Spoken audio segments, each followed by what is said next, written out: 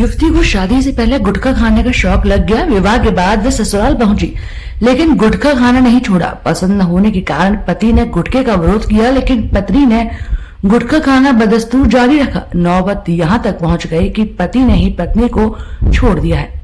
गुटखे ने पति पत्नी की जिंदगी में जहर घोल दिया। युवती शादी से पहले गुटखा खाती चली आ रही थी। विवाह के बाद ससुराल आने पर भी उसने जब गुटखा खाना बदस्तूर जारी रखा तो सुबह उठते ही गुटखा खाकर घर का काम करती।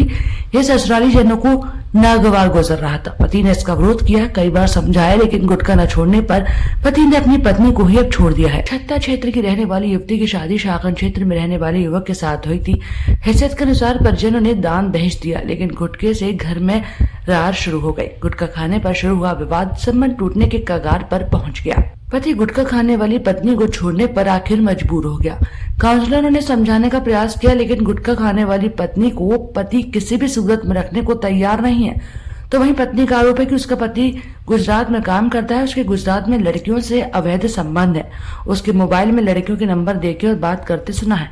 विवाहिता का आरोप है कि पड़ोसी की बहू के लड़का होने पर ससुराली जन उसके साथ मारपीट करते थे।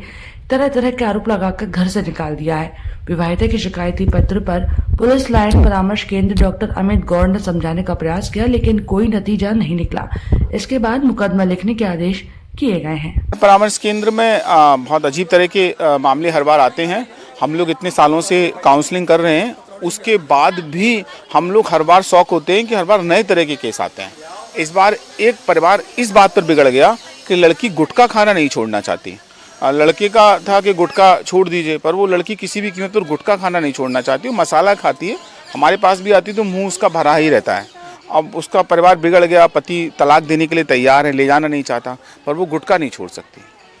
लोग मामले आ रहे हैं, हाई प्रोफाइल वैवाहिक दंपति के अभी मामले शिक्षित परिवार, आज तो 3 से 4 मामले इस तरह के आए जो दोनों ही पति पत्नी शिक्षक थे। अब शिक्षक होने के बाद इतने अच्छे कॉलेज और स्कूलों में लोग पढ़ाते हैं, फिर भी उनके आपस में मन नहीं मिल पा रहे हैं और एक दूसरे पर एक्स्ट्रा मैरिटल अफेयर और अवैध संबंध के आरोप लगाते हुए आज 3 मामले ऐसे थे, 4 मामले ऐसे थे जो कि शिक्षक के ही थे। और हमने सबको अलग एक तारीख दे दी है। देखते हैं अगली तारीख पर हम किस तरह इनको मिलवा पाते हैं, कुछ कर सकते हैं।